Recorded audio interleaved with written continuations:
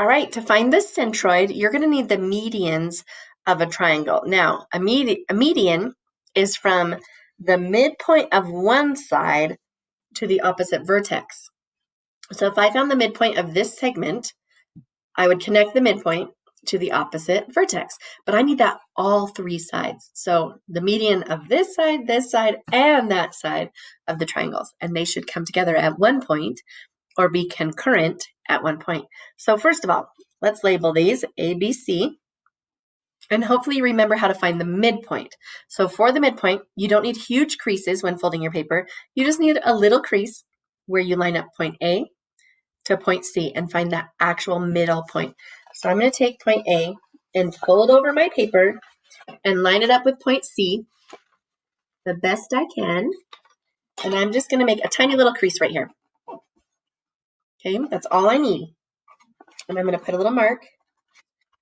And that point right here is the midpoint of AC, which means I've cut this side and this side. These segments would be congruent. So if this is the midpoint, I need to take the midpoint of this side AC and connect it with point B. Make sure to use a straight edge. So point M.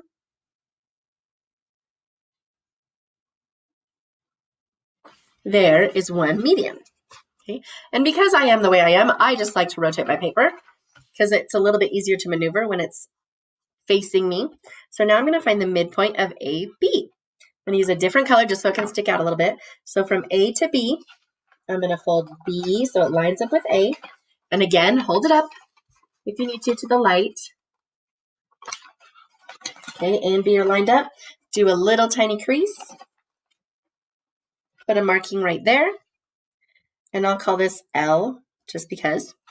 And I'm going to put 3 tick marks on both sides. So I have the midpoint, and then I take that midpoint and connect it to the vertex opposite using a straight edge.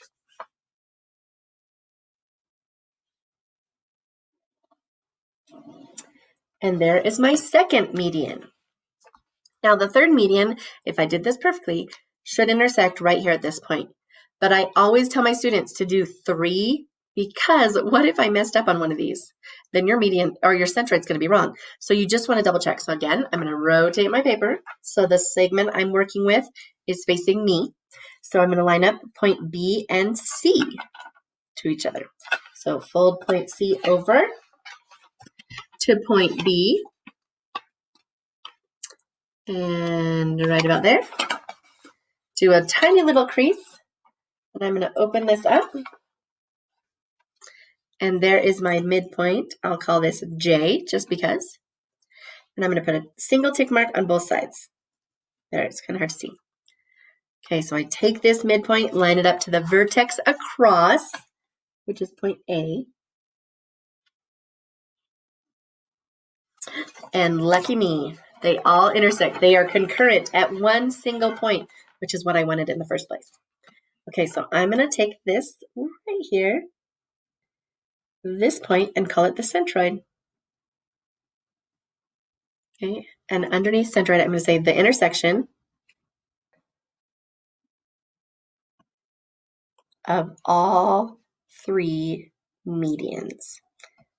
Now, in theory, you're like, okay, great, I've got it. I know what the centroid is. But here's the coolest part about the centroid.